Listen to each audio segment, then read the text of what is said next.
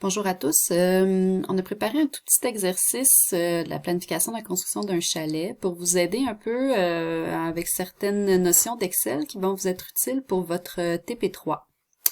Donc voilà, on regarde ça maintenant. En fait, c'est une construction, ça c'est l'étendue des travaux. Donc, c'est vraiment toutes les étapes standards là, de construction. Puis, on a mis ici les heures à droite. Et puis, donc, c'est des travaux qui se font en séquence. Là, donc, c'est assez simple là, au niveau de la séquence. Ce qu'on dit en bas qui est important, c'est que une journée de travail représente 8 heures de travail pour un seul homme dans des travaux. De construction, en général, c'est pas mal ça, là, le standard de l'industrie, donc c'est 8 heures de travail par jour. Fait qu'avec cet exercice, je vais vous montrer comment, justement, planifier votre tableau Excel pour, dans le fond, diviser vos heures par une journée de travail pour une personne. Et on va regarder aussi comment exclure des fins de semaine ainsi que des journées fériées. Oups, pardon.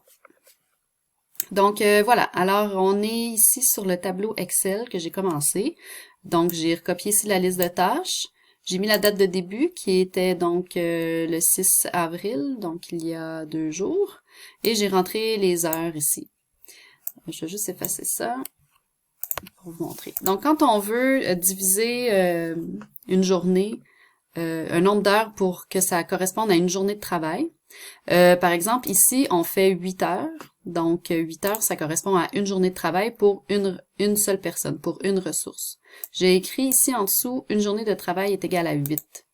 Donc, ce que vous pouvez faire, ici, j'ai une formule, là, donc j'ai mis 8 divisé par ma cellule c'est la cellule C20 dans mon cas.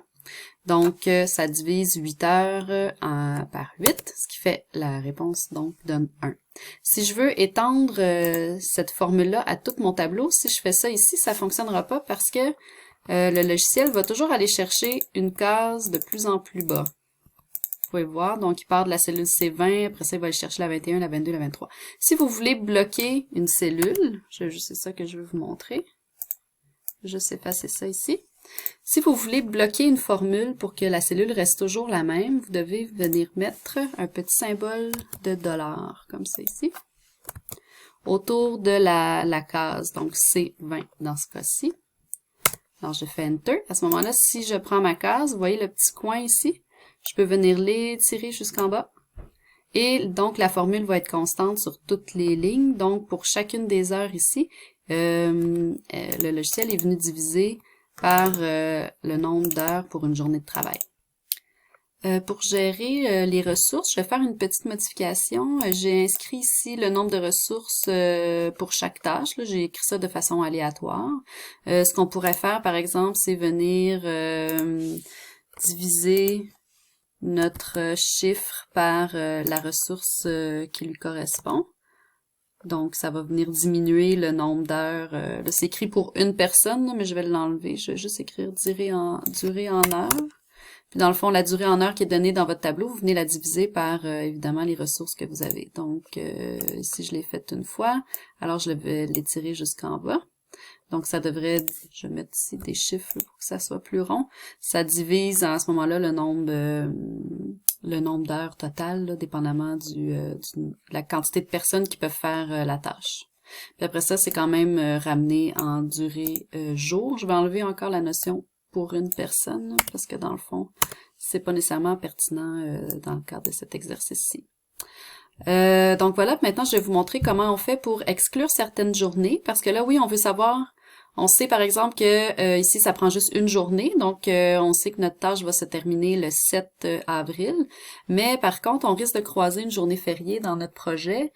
Il y a des journées fériées, justement Pâques et Vendredi Saint, qui est cette semaine, justement.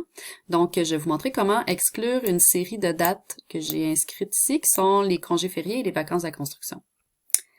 Oui, donc on continue. Alors, si on veut connaître la date de fin en excluant les fins de semaine, donc on veut travailler en jours ouvrables, il existe dans Excel une formule déjà toute faite pour nous aider. Donc, je vais vous la montrer tout de suite. Vous écrivez égal, série, là vous allez voir ici, ça vient d'apparaître ici, série jour série.jour.ouvre. Vous double-cliquez là-dessus. Puis là, vous avez des options qui apparaissent par défaut. Alors, date de départ, vous cliquez dessus. Date de départ, moi, c'est ma date de début ici. Mais nombre de jours... pardon, après ça, vous faites point virgule. Donc, ça vous donne tout de suite l'option nombre de jours. On va aller sélectionner ici le nombre de jours. Point virgule. Puis ensuite, ce sont les jours fériés qu'on peut venir enlever. Alors moi, j'ai fait la liste des jours fériés ici. On va toutes les sélectionner. Et voilà. Donc, ça vient de me donner une date de fin. Dans le cas de ce projet-là ici, en fait, là, c'était juste une journée. On partait du 6 au 7. On n'a pas croisé ni de fin de semaine, ni de date de fin. Donc, la date de fin s'est mise, en fait, au 7 avril. Oui, donc comme je disais, la formule série jour ouvre enlève automatiquement aussi toutes les fins de semaine. Donc maintenant, si on veut calculer tout notre nombre de jours, mais on va venir faire ici date de début de la tâche suivante égale à celle de la fin. Et on va venir allonger ici pour que ça se calcule automatiquement. Là, vous voyez que ça ne fonctionne pas, mais je vais étirer de ce côté-là ici. Et voilà, ça s'est mis à jour. Alors maintenant, on voit que mon projet devrait se terminer le 12 août 2020. Donc, j'ai un total d'environ, si je fais la somme, je vais avoir un total d'environ 81 jours de travail.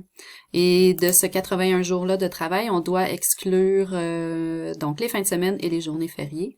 Donc, de cette façon-là, maintenant, vous avez la date de fin pour votre travail. Puis pour le reste, c'est...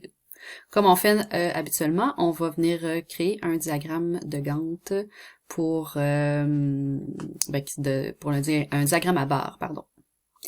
Donc, pour ce faire, il faut rajouter une colonne supplémentaire qui va être en fait la durée réelle, parce que là, présentement, on l'a pas dans le tableau. On a la durée en jours, mais ça correspond pas nécessairement à la date de fin. Alors, on va rajouter une colonne qu'on va appeler durée réelle. J'ai de la misère. Voyons, réel. Voilà. On va étirer ça un petit peu. Et puis, on va venir faire donc la date de fin moins la date de début. Là, ça me donne quelque chose de très bizarre parce que je ne suis pas en nombre. Alors, je vais changer mon format de cellule en nombre. Et là, ça correspond à 1. Et je peux faire la même chose pour toutes mes données. Alors là, je peux le mettre de la même façon, peut-être sans virgule. On va enlever les décimales. Voilà. Donc voilà, j'ai ma durée réelle. Donc à partir de toutes ces données-là, je peux créer un diagramme à barre comme on fait habituellement, avec donc ma liste de tâches, la date de début, la durée réelle. Puis, donc avec ça, on devrait être capable de créer quelque chose. Donc voilà, pour créer le diagramme à barre, c'est comme les autres fois. Donc on sélectionne nos données, on fait insertion, diagramme empilé. Alors j'ai ici un diagramme qui vient de se créer que je vais venir mettre en bas. Je vais l'agrandir pour bien voir. Là, je vais aller rajouter des données supplémentaires qui me manquent. Alors je clique droit et on fait sélectionner des données. Ajouter. On va appeler ça durée. On va sélectionner la série de données dont j'ai besoin, qui est la durée réelle. Et voilà. OK. Donc voilà, j'ai mon diagramme qui vient de se créer. Et puis ensuite, si je vais dans mise en forme, je clique sur mes tâches, on va les mettre dans le bon ordre. Alors, c'était sur option d'axe et abscisse en ordre inverse. Et voilà, maintenant, si j'enlève le remplissage automatique, vous avez la liste de tâches avec les mois qui correspondent aux travaux en excluant les congés fériés et donc les informations dont on n'a pas besoin. Donc voilà, c'est ce qui complète la vidéo pour aujourd'hui. Donc j'espère que ça vous a été utile et puis voilà, bonne chance pour l'exercice et votre TP3.